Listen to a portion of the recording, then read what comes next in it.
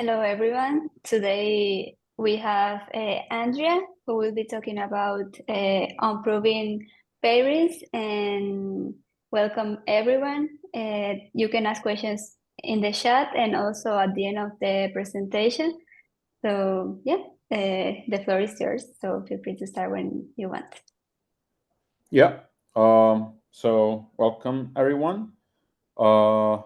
This is my joint work with Liam Egan from Zeta Function Technologies and Blockstream.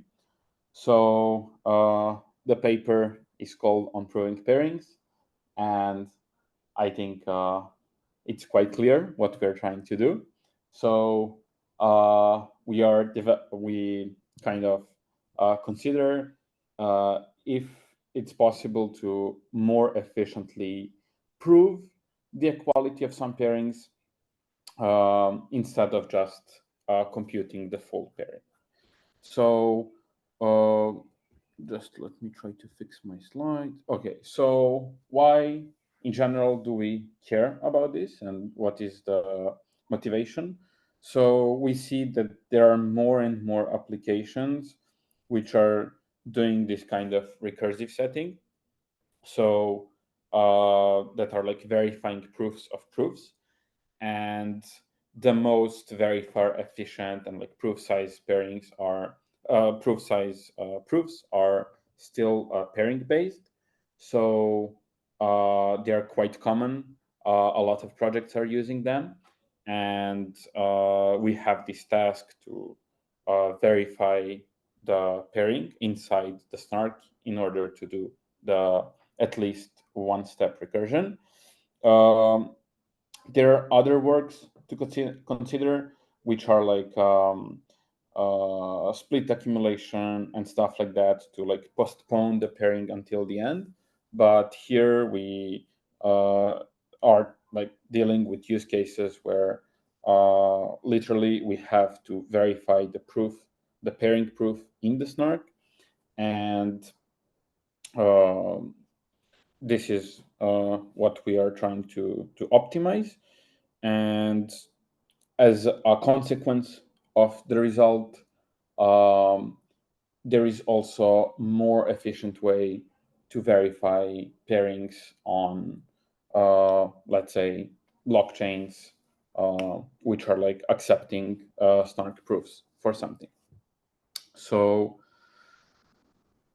a quite common technique, and I think all the people who are here are very familiar with this, that instead of carrying whole computation inside the circuits, we're kind of having this technique of like witnessing or hinting.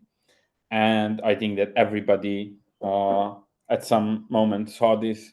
So instead of computing the whole inverse in the circuit, the prover can actually hint the inverse and then inside the circuit prove that it is indeed inverse by one multiplication, or instead of carrying like the whole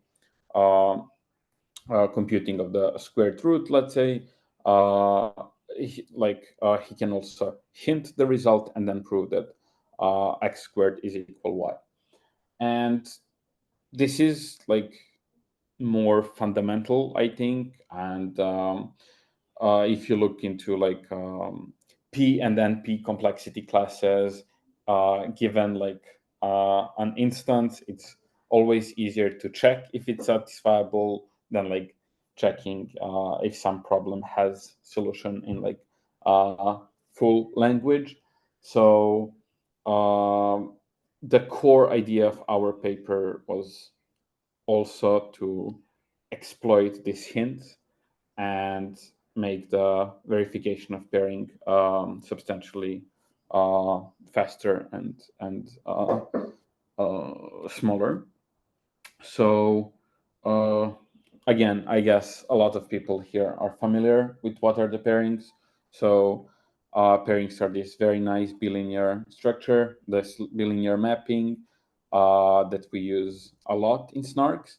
So intuitively, we cannot multiply points on the curves, we can only add them. And pairings are this like magic function that allows us to multiply once. And for example, we see usage of pairings in BLS signatures, verification of KZG, so all kind of Plonkish kind of systems which are using KZG, etc. Also Groth16. So a very important detail is that when we are dealing with SNARKs and when we are verifying some pairing equations, it always comes down into verifying if some products of pairings are equal. So maybe all of these examples are a clear showcase of that. So it's just verifying that in the end result will be this multiplicative identity in the target group, which is 1. So when we are verifying SNARKs, we are very curious to see if some products of pairings are equal. So yeah, if you have any questions, please type, but I think this is quite common knowledge for our people from our industry. So on high level, how one compute pairing is, or let's say Tate or 8 pairing, which are the most efficient pairings to compute and that we use in all these algorithms. So given 2 points, one from G2, one from G1, and some specific curve parameter U, the pairing computation is consistent of, let's say, 2 big parts. So one part is called a Miller loop, and another part is called final exponentiation. So the Miller loop is this incremental algorithm which is doing a few operations. So it evaluates lines through some accumulator points as we go, because otherwise evaluating these divisors and curves with parameters that are safe for discrete log to be hard is just practically impossible. So this is something very similar to double and add algorithm. So as you can see, you're always squaring something, you're evaluating the line, and you're updating this accumulator as you go. And whenever you find something that is 1, you kind of increment. So this really is very similar to how double and add algorithm works. The more efficient way to write this parameter of the curve U is kind of in this, I'm not sure how people call it today, like WNF, or let's say this kind of a ternary base where you have -1, 0, and 1.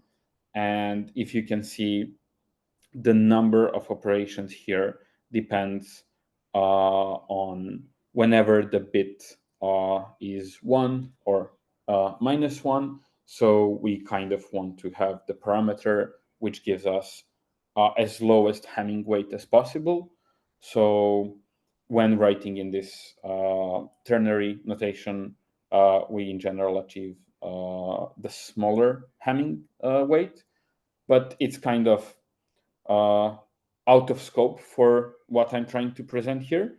So I'm keeping these algorithms very simple. It works for both versions, but for the sake of simplicity, we have these easier versions of Miller loops. And once the loop is done, we have this exponentiation, which happens in the end, which is called final exponentiation, as you would guess. And this is kind of a very expensive to do. And there are a lot of papers that exploit the structure of the groups, do a lot of very nice tricks to make this very practical on the computers today and very fast to compute. But still, it requires a lot of steps to compute this. And we can speak about this for a very long time, how to efficiently compute final exponentiation and all the tricks that there exist. But again, we are not going to go there. The main result of our paper is that we actually showed that if you want to prove that some pairings are equal, you actually don't need final exponentiation, so you can fully omit it. It will be replaced with some small amount of multiplications, we will see, but general idea is that we are able to almost fully remove the computation of final exponentiation. So let's see. When are two Tate pairings equal?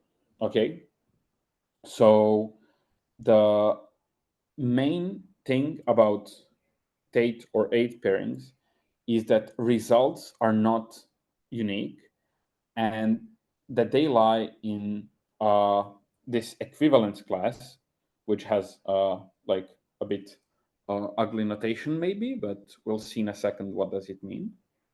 So computing pairing between 2 points, let's call this result A0, it gives us some arth root of unity in the target group, call it omega to the I, so some arth root of unity, and some element, as you see from this equivalence class of this quotient, which is some element raised to the R. And R is the torsion group we use, so we can say that this C is some arth residue. So as you can see, as we know, the pairings are like bilinear operation. So if you can if you move the discrete logs of these points, etc., you will always end up with same arth root of unity here, but you might get different C here. Okay, so I think the example is the best to see. So if you have another pair of points, and if these two pairings are equal, it actually does not mean that they're equal in the target group. It just means that their arth roots of unity are equal, but they have this different arth residue. And you can see why they lie in the equivalence class. So they have the same arth root of unity, and then, I don't know, call this a shift or something like that, this different arth root of unity that they're multiplied with. So conceptually, what the final exponentiation will do, so it will make this result unique. So here, if we divide these two, the arth roots of unity will cancel. We will end up something, some number C1 over C2 to the R. And if we raise it to this number, where due to the case our embedding degree, we will end up with 1 by little Fermat theorem, because this number will be something to the R, and then R and R cancel, and you raise it to the QK minus 1. So again, just by little Fermat theorem, it goes to 1. And final exponentiation allows us to obtain unique results. Okay.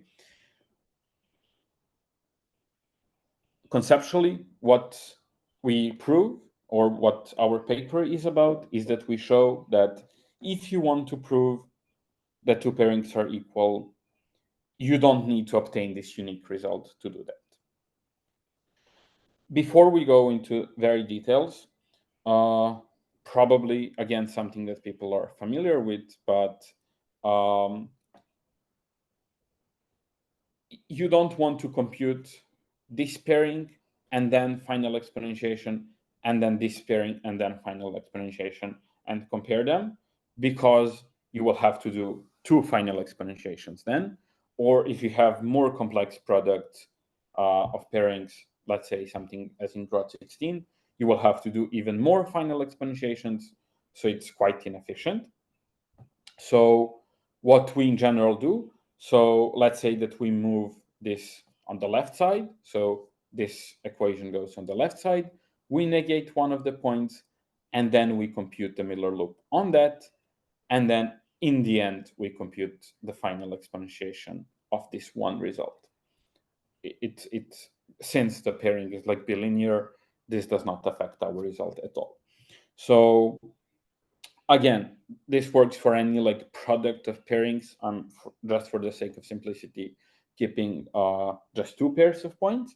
So what we do, as we go in the loop, we just like run both accumulators for both pairs at the same time. And there is something also very important to note why multi-Miller loop is very powerful. It is powerful because what we can do is, by doing the same both accumulators in the same time, instead of running one loop and then another loop, it's very important because we kind of get these squarings for free. So what do I mean by that? And this will be very important as another optimizations of our paper, is that imagine that we run the Miller loop first for first pair of points, and then we obtain another loop which we run for the second pair of points. We multiply those results and we do final exponentiation in the end. So we achieved something. We removed one final exponentiation, but during these 2 loops, at each step, we had to do this f squared. So by merging all loops together, we're actually squaring just once. So you really start seeing the benefit of this as you accumulate more and more pairs of points into a single loop. Further, there are other optimizations how to obtain the more efficient computation of Miller loop, and it is by first accumulating all products of evaluated lines, because there is a very nice structure of the element when you evaluate this line in the p point. It's always a sparse element in target group, and it's more efficient to multiply sparse elements than sparse times full element. But again, for the sake of simplicity and conceptual overview of how the things work, I'm leaving the most simple algorithm to see where the main optimizations are obtained. So, as I said, by moving everything on one side, we achieve computing only one final exponentiation in the end. And by merging all loops together, we get all this. We have to square just once instead of squaring for each pair of points. And this is how things, like how the state of the art things are working today. Okay, so the most important like punchline of our paper is replace final exponentiation with the residue check. Okay, so when we want to prove that 2 pairings or some product of pairings are equal, instead of proving that after we compute this multi-Miller loop and we do final exponentiation, it gives us 1, we actually prove knowledge of some C such that product of Miller loops, or the result of computing multi-Miller loop, is equal C to the R. And I'm not going to go into all the lemmas and small proofs that we have. You can look into the paper for details or reach me and Lian.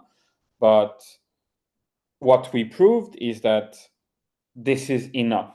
So if you can find this C, that means that, and I think it's clear from here that if you just raise this to the qk minus 1 over r, this will indeed be 1. So here is in the sense you don't actually need to carry the whole final exponentiation, because if you know that it is some c to the r, then it's enough, you can stop there. And on the other side, if the product, if the result of multimiller loop is actually not some art residue, so if it has some art root of unity inside, as I showed here, right? Like if it has some contribution from some root of unity, you cannot find such a C. So you get this soundness. So you cannot make a wrong proof with some C if the product of your pairings is not 1. And this is like the most important thing to remember about this work. So we are again hinting this C as we would hint the squared root or inverse in the previous examples. So we are hinting art residue, and we are proving that the result of multimiller loop is this art residue, instead of carrying the full final exponentiation to obtain 1. Okay, so just doing this is not completely enough to obtain some like crazy efficiency. And the reason is that today, like how you like the state of the art of computational full final exponentiation is very fast, and there are like a lot of tricks to obtain very fast and efficient computation of it. So if we would just witness or hint this C, compute C to the R, it would work, it would gain some benefits, but like nothing substantial, nothing worth mentioning. So we have to go a step further and show how this can be optimized a bit more in order to actually achieve some improvements in the number of constraints. Okay, so we said that R is our torsion group, right? And the modern pairings are also not computing the multimiller loop in the number of bits of the torsion group. There is this paper called Optimal Pairing that proved actually that 8 pairings, what we have today, are optimal. And the idea is that instead of doing something with R, you try to write R as a some short linear combinations of Q, where Q is the characteristic of the field we're working. So we write R as a some linear combination of Q powers.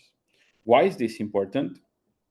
Because I'm not going to go there, but raising elements to the Q in the field, let's say, which is called like Frobenius operator, where Q is the field or the characteristic of the field we are working with, is extremely cheap. So let's say, without going into too many details, that if we work over some field Q, then A to the Q for any A is just A. By the little Fermat theorem, it's very easy to see. So in general, even in the extensions, raising stuff to the, like doing this Frobenius operator, raising stuff to the Q or any Q power is like way more efficient than any other exponentiation by some other number. So the idea is to try to write R as some linear combination of Q powers, and then the exponentiation you have to do would be doing something smaller and then multiplying something times something that is raised to power of Q, which is cheap. I'll show the example in a minute. And then we had to carry some other optimizations that I'll show you. And then the final result that we were able to obtain is that full final exponentiation is replaced with just M FQK multiplications, where M is the Hamming weight of the 8 loop count. So M, like once we obtain this optimal vector for optimal pairings, if we look into the Hamming weight of it, roughly that's how many multiplications we have to pay. And we fully remove the final exponentiation. There are a few other multiplications, but in general, the thing is dominated by computing this m multiplications, where m is the Hamming weight of the 8-loop count. I'll show this in a second. So let's see, what do we gain by writing R as a linear combination of q powers? Okay, so from Hesse theorem, I think I might have a small mistake here, maybe because I didn't build my slides again. Sorry. So from the Hesse theorem, we know that where R is like the torsion subgroup, or the number of points, the order of the elliptic curve that we are working, let's say in our case, is bounded, this number, the order of the curve, and the characteristic of the field we're working is bounded by this 2 times square root of q. Okay, so what can we achieve? We can from here you can see that R can be computed as something depending on t and q. So instead of computing c to the r, okay, you can actually compute c to the t times c to the q. As I said, c to the q is very efficient to compute, and we have to compute c to the t. And we know that now t is something that is like big O of s squared q, square root of q. So previous R was like, let's say, O of q, and now we compute stuff in O of s squared q. So we get like 2x here, and this is kind of the general intuition what we want to achieve. So the best is if we can write R as some linear combination of some AI times QI, and we try to minimize coefficients AI. So then we would have to actually carry this square and multiply exponentiation algorithm for all AIs, which we hope are very short as possible. And then we again have to like combine them with raising to the q powers, which is very cheap. That's the best what we can get. So for the like, just to show an example of how it looks for the BN family of curves. So BN curves are parameterized by this, let's say, parameter x, and q is given by this polynomial, order is given by this polynomial, and the t, which is called trace of Frobenius, is this. And here you can see that actually from the Hesse bound that t plus r is like q minus 1, because the only difference is in this coefficient here, 24, 18, and then 18 plus 6. So what I try to say is that instead of raising to this polynomial when you put x and you obtain prime numbers, etc., what you can actually do is raise to the t, compute some inverse, and then raise to the q, and it would be much faster to work raising with this than actually doing square and add for the whole this polynomial. And I think it's clear that this polynomial is like much smaller than this polynomial from looking into it.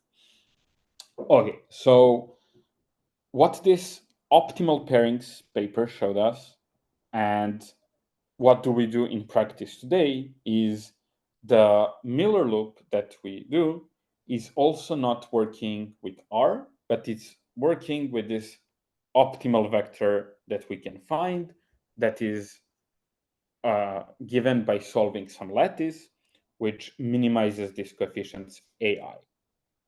Okay. For Bn, there are a few of these vectors. One that is commonly used is this vector. So it's 6x plus 2, 1 minus 1, 1.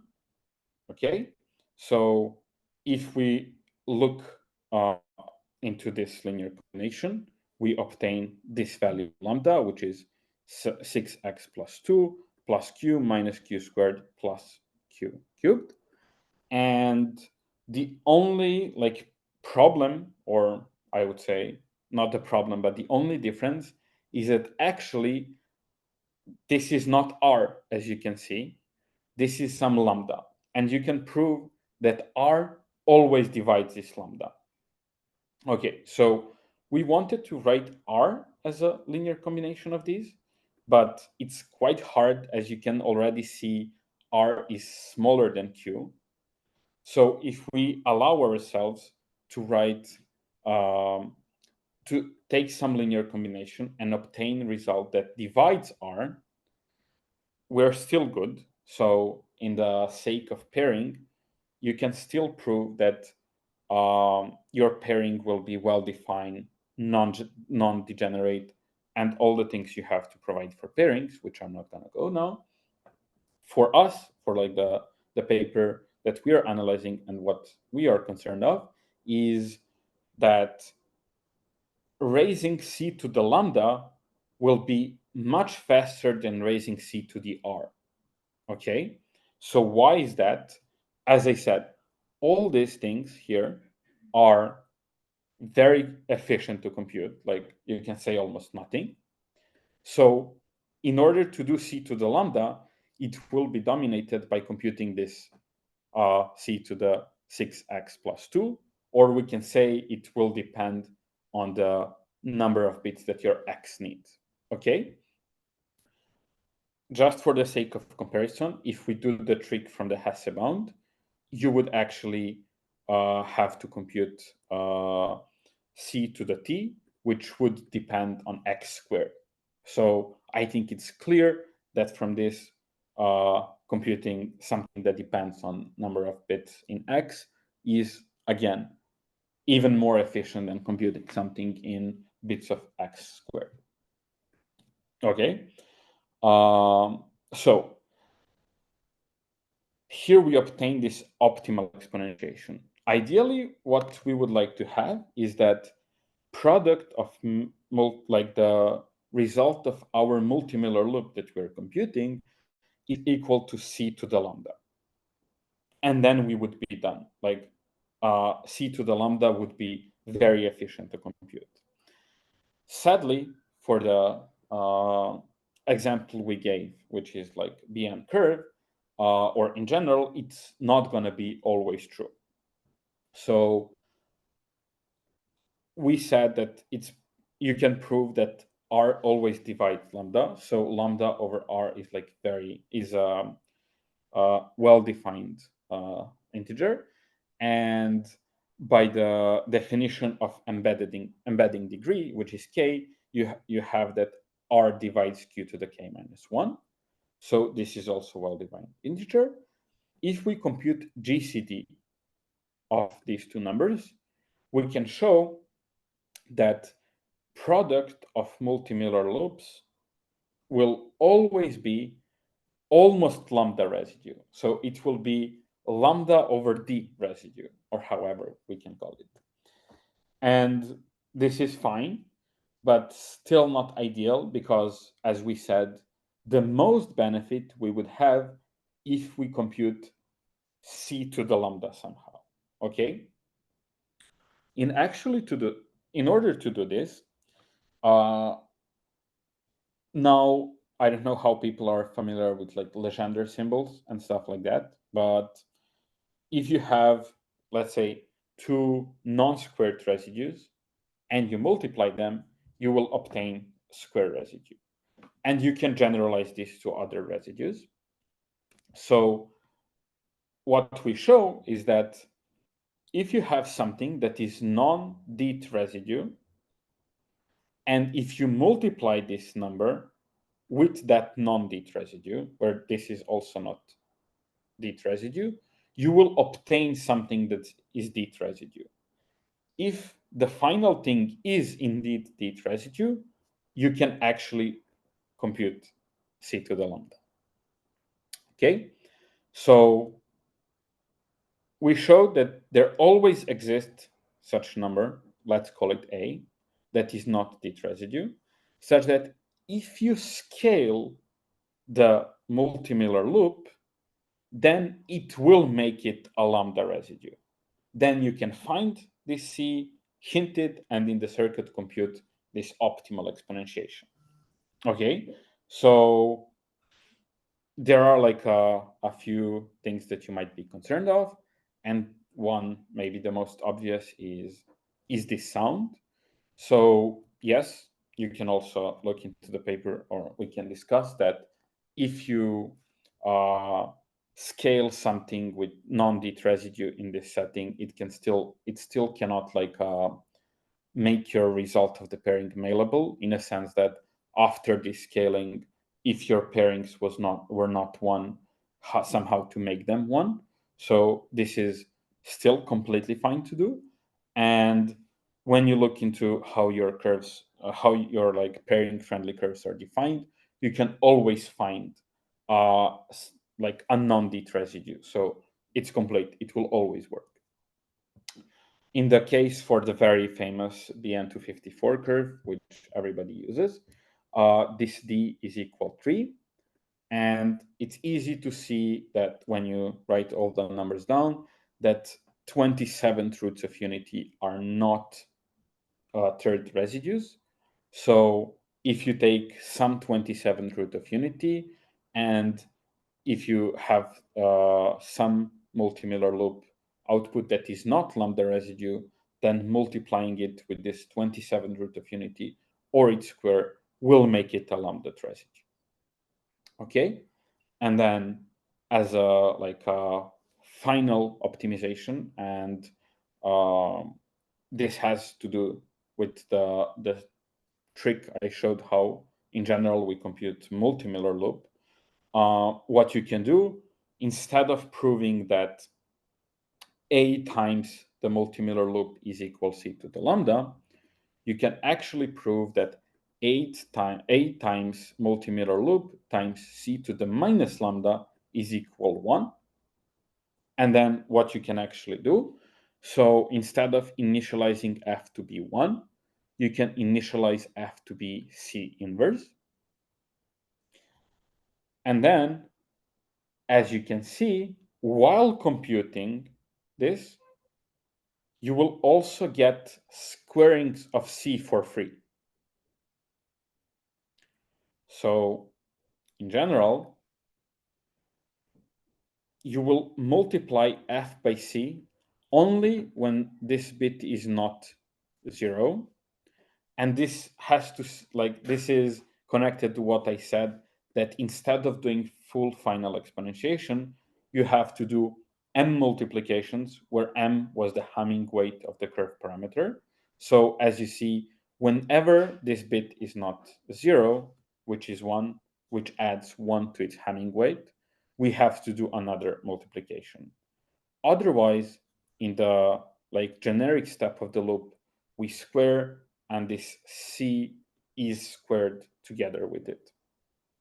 Okay, so when we finish everything, we actually like accumulated computation of C to the minus lambda together with the multimiller loop. And the end, what we have to assert in the circuit or prove is just that A times F is equal 1 in the end. So do not mix this with proving that result of the multimiller loop after full final exponentiation is 1. Just for the clarity, we were doing this operation, and then we were claiming that the result of that will be 1 by little Fermat if our pairings are equal. Here, as you can see, there is no mention of the final exponentiation. You never have to raise to this q to the k minus 1 over r. Okay, this was just some algebra to move stuff from the left to the right side. And this all together like achieves what we claim, that in order to prove that some pairings are equal, you actually don't have to carry the full final exponentiation until the end. And I think from here, it's clear that if you want to verify SNARK or some pairing on blockchain, again, instead of expecting the chain to execute the full final exponentiation, whoever submits the proof can also hint the C, this number, and then actually the chain can use this C to check if this relation holds, and then we don't need to do full final exponentiation on chain anymore. We have to like pay for sending another extension field element and storing it on chain, but we don't have to pay the computation of full final exponentiation. And we might not need to store it always. It will just exist while the function is executed. So I think it's completely fine. Another thing that we noted, but this is kind of not fully new technique, we know that some people, that it's around for a while, and libraries as ArcWorks are exploiting it. So if you if you looked into how the Miller loop looks, for example, these lines that you have to compute, they actually never depend on the P point, the point from G1. So you have to compute these lines and then evaluate them in P, but they never depend on the P, which gives us even more structure to exploit. So first thing we do is, instead of computing lines in circuit, we again allow prover to hint line coefficients. Let's call them lambda and mu. And then in the circuit, we just prove that these coefficients indeed define the correct line through 2 points, or that it's correct tangent. And the like biggest optimization comes when you have predefined G2 points.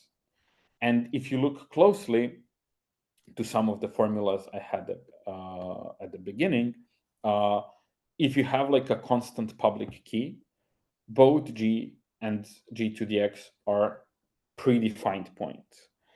In the case of KZG, you again have just generator here, and here you have X in G2, which exists once we do trusted setup. And sorry, I mixed the notation. I just wanted to have notations how you in general see it in the papers for KZG, BLS, and Groth. And also the points gamma and delta will already be in the verifier key for Groth that you obtain from running trusted setup. And this alpha, this pairing is fully computable. So you can just cache this point, this GT element in the target group. So by looking into equations that we verified today, we have almost all points that are like predefined. So instead of computing them every time, we can build our circuit after we run the trusted setup, right? And we can hard code these coefficients, lambda and mu, inside our circuit. It's like we hard code the verifying key, okay? And then we don't need to check that these lines are correct, because everybody can compute them and check if circuit is correct. We can say it's like the indexing phase of our scheme. So we can just hard code them. And for example, if you look in the KCG where both points are predefined and we know them, you can fully remove all the arithmetic on the twisted curve, which is super cool, right? And yeah, when you have all these techniques, when you use the stuff we presented in the paper, we have some amazing people already working on it. Onur from EF, Kilij, he already implemented the technique in Halo 2. And for now, we see like a 2x speed up. Garaga guys also did the implementation, depending on is it like BLS, full Groth16, or KZG. For now, they see like 4 or 5x speed up. And all these frameworks, all the implementations that they benchmarked are using non-native field arithmetic. So I think if we have a proof system that works over cycles of curves, and if we don't need to represent elements with like in the non-native field, which also adds like a lot of cost in very simple computations as additions. We can benefit even more from some techniques that are already known, which we also gave an overview of, which we called randomized polynomial arithmetic. So if you actually build a proof system which works over the cycles of curves and has no non-native arithmetic, we really think that the whole pairing can be proved in like a couple of thousand of constraints. And as I said, as a consequence, we also showed that whenever you have like this computationally restricted environment as blockchain, you can also additionally hint stuff, as we hint C, and also remove full final exponentiation from computing pairings and blockchains, which I think happens a lot of time with all the BLS signatures and Groth16 proofs. And finally, what Liam is working in Alpen, and we see some amazing progress there, is that if you actually want to verify SNARKs on Bitcoin, you should definitely use these techniques, and they have some amazing progress on the how much it will take to verify FF-long or Groth16 proof on Bitcoin. So yeah, whenever you have the need to prove the pairing inside your circuit, this method is like plug and play. It does not require anything more, any other assumptions. Wherever you proved the pairings inside the SNARK, you can just use this, and you will remove the most expensive part of computing pairings, which is full final exponentiation. So yeah, this is what we did with our paper, and I'm happy to hear all the questions now. Let me back. Okay. Yeah. Yeah. Thank you so much for the great presentation. And yeah, I will open mics for people to ask questions. There is a question in the chat. We can start with that too.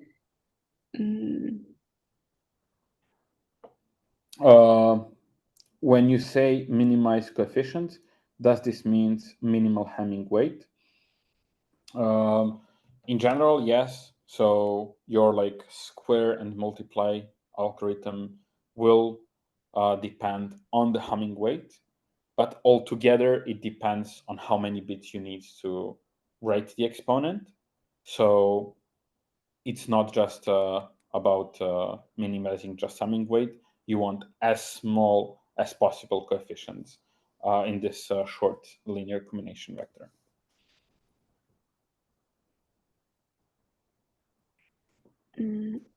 Yeah, and then they asked something else. I'm trying to count the number of hints needed so far. Looks like A, C, and how many for the line in the Miller loop.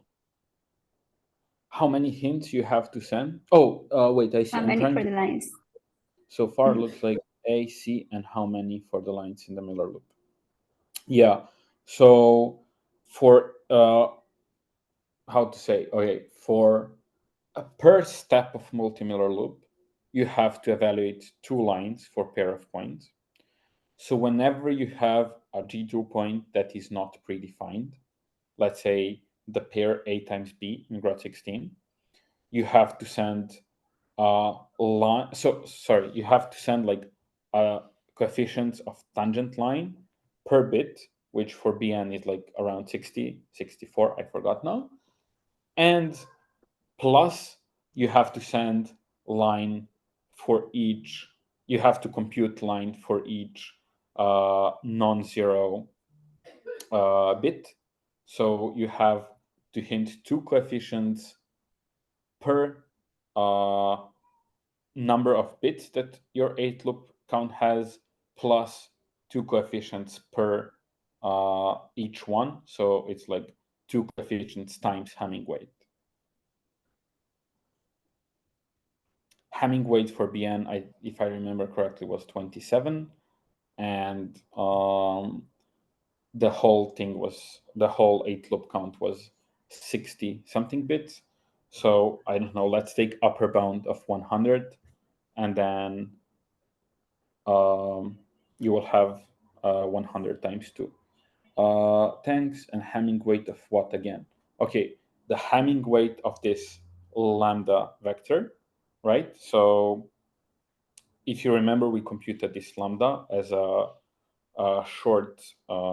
as a linear combination of q powers. So everything that had q, you could shift and do later. So the first coefficient that didn't depend on q, okay, in our case, because everything else was 1, which was depending on 6x plus 2. So you take the Hamming weight of that. And you take the number of bits of that. If you had like some other coefficient in front of some of the q's, you would also have to account for that. And I don't recall now, but you have like 3 different versions of these short vectors that you can obtain for BN. And yeah, I think the first one is maybe the most intuitive, but like you have a few of them. So yeah, it's like Hamming weights and the number of bits of this AI coefficient that you use to obtain the short vector, sum AI to the QI. Yeah, I hope that this clarifies what you asked. Thanks. Maybe I'll just unmute if that's okay to continue the question. Yes, please. It's to be a lot of type. Thanks. That's helpful. But okay, so it's in other words, it's a parameter that depends on the curve or the curves, not on the particular pairing that I need to compute, right? Yeah, independent points on the family of curves you have. Yes. Okay, so I just have to look up what it is for my particular curve. And so yes, for BN family of curves, we got like this parameter is x, which is your parameter of the curve. That makes sense. That makes sense. Thanks. It's like a big O of x, right? The exact number was 6x plus 2. Thanks. Yeah, I hope this made sense. Like, it's a very like a lot of numbers are here, and I can open the slides and show you again if you actually need something very specific. Oh, that's okay. I'll get it from the paper when I go to it. Actually, yeah. I'll do this for the sake of clarity. So let's look into the most basic Miller loop here. Okay. So the parameter u you have here will be this 6x plus 2. Okay. So if you... Oh, yeah. I'm not sure. Are you sharing your screen at the moment? I cannot see your screen either. You cannot? No, I can't. Let me try to reshare again. Can you see it now? No. I see that I'm sharing the screen. Yeah, I see this that you're sharing the screen, but I cannot see the screen. Okay, that's interesting. Should you restart the privilege? Or... Yeah, now I can see it. Perfect. So this optimal vector for BN was this. Okay. So this 6x plus 2. Okay. When you look into the Miller loop, this is the parameter that you have, that you plug in here. So let me take this algorithm just for one pair. You can see that for every bit, -1, but let's say for every bit, you have to do one line here And then for every non-zero bit, you have to do another line. Right. So, and so whether that bit is 0 or non-zero is a constant per curve, right? yes. Yeah. Okay. Thanks. Once you have the curve, you compute this, and then you know. So it's depending on like number of bits and the Hamming weight. So those are like two dimensions that you have to account. Thanks. That's helpful and really nice presentation. Thank you. Yeah. Thank you very much. I'll leave the screen if somebody else has any other questions. Yeah, thank you. Yeah, people can talk. It looks like there is another question. Yes. So at our repository, Geometry Research, you can find the Rust code that will compute the hints. So C and A mainly. The line hints are like very easy, and both Garaga and Halo 2 implementations are open source. So if anybody has them handy, feel free to drop. Otherwise, we can link them later. Yeah, you're still sharing the screen. So yeah, yes. Maybe I have to Google a bit, and I don't have them bookmarked. Okay. So yeah, we can find later anything. Yeah, there is a link. Oh yeah, Honor. Awesome, thank you. My chat is not scrolling automatically. Yes, and yeah, okay. So yeah, I'll link you my implementation for the witnessing, for the hint computation later.